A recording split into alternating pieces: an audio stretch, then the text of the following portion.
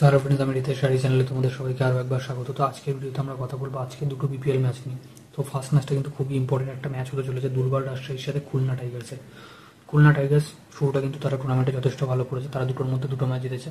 অন্যদিকে এনামুল হকের টিম দুর্বার রাজশাহী কিন্তু শুরুটা মোটামুটি করলেও কিন্তু তারা জয়ের ধারাকে অব্যাহত রাখতে পারেনি, তারা চারটের মধ্যে একটা ম্যাচ জিতেছিল, এটা সেকেন্ড ম্যাচ ছিল। তারপরে তারা আবার পরপর দুটো হেরে যায়। তো সব কিছু মিলিয়ে কিন্তু আমাদের দুর্বার রাজশাহী কিন্তু সামান্য ব্যাকফুটে থাকবে এই ম্যাচের শুরুতে। অন্যদিকে খুলনা টাইগার্সের ব্যাটসম্যান বলার সবাই মোটামুটি ভালো পারফরমেন্স দিচ্ছে, যাদের পারফরমেন্সের মধ্যে কিন্তু আমরা কনসিস্টেন্সি রীতিমতো দেখতে পাচ্ছি যে খুলনা টাইগার্স কিন্তু মোটামুটি ভালোভাবেই শুরুটা করেছে। দুটোর মধ্যে দুটো জিতে এই মুহূর্তে 3 নম্বর পজিশনে আছে লিগ টেবিলে। এই ধারাটাকে যদি তারা অব্যাহত রাখতে পারে তাহলে কিন্তু তারা এই ম্যাচটা জিততে পারবে।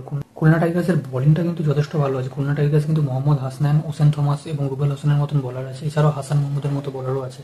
তো খুলনা টাইগার্সের বোলিং ডিপার্টমেন্ট যথেষ্ট ভালো অন্য বোলিং ডিপার্টমেন্টের থেকে। অন্যদিকে কিন্তু ব্যাটিং ডিপার্টমেন্ট মোটামুটিভাবে স্ট্রং হলেও তারা কিন্তু বোলিংয়ের জন্য এই দুটো ম্যাচ জিতেছে। এবার যদি আমি অন্য টিমের কথা বলি, দুর্বার রাজশাহী কিন্তু প্রত্যেকটা ম্যাচে ভালো খেলছে, কিন্তু কাছে গিয়ে হেরে যাচ্ছে। সেই যে ফিনিশিং টাচটা কোথাও যেন মিসিং আছে ব্যাটসম্যানদের মধ্যেও বলারদের মধ্যেও। সেই ফিনিশিং টাচটাকে যতদিন না তারা ক্র্যাক করতে পারছে ততদিন কিন্তু তাদের প্রবলেম হবে ম্যাচ জিততে। দুর্বার রাজশাহী কিন্তু পারফরমেন্স খুব একটা ভালো যাচ্ছে না, তারা কিন্তু সেকেন্ড ম্যাচটা যেটা জিতেছে সেটা কিন্তু কোনো রকমই জিতেছিল।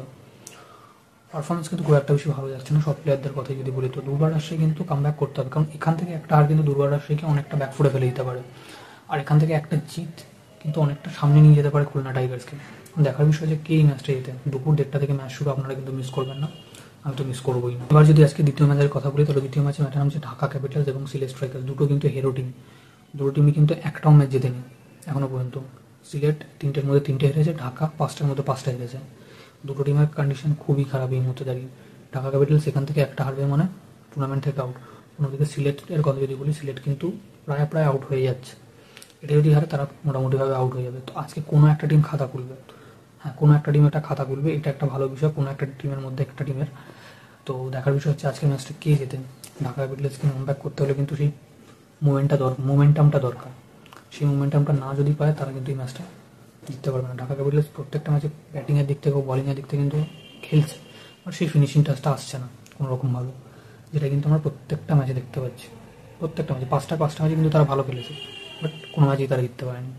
এটা বিশাল বড় প্রবলেম ঢাকা ক্যাপিটালসের। অন্যদিকে সিলেটের কথা যদি বলি, সিলেট কিন্তু মোটামুটি একটা দল, মোটামুটিভাবে ভালো খেলছিলই, আরিফুল ভালো ক্যাপ্টেন্সি করছিল, বাট তাদেরও সেরকমভাবে একটা কোনো প্রভাব দেওয়ার মতো ইনিংস খেলতে পারছে না কোনো ব্যাটসম্যানই বা কোনো বলারই, সেই প্রভাবটা মিসিং। এই দুটো টিমের মধ্যে যে কোনো একটা টিম আজকে ম্যাচটা জিতবে এবং পয়েন্টের টেবিলে নিজের অঙ্কটা শুরু করবে। তো দেখার বিষয় যে কোন টিমটা ম্যাচটা জেতে এবং ফাইনালি আজকে কী হয়। সো আপনারা রেডি তো? আমি কিন্তু রেডি এই ম্যাচটা দেখার জন্য। তো এই ভিডিওটা এখানেই শেষ করছি, আর ভিডিওটা ভালো লেগে থাকলে লাইক করুন, শেয়ার করুন, চ্যানেলটাকে সাবস্ক্রাইব করে বেল আইকনটা বাজিয়ে দিন। দেখা হচ্ছে পরের ভিডিওতে, বাই।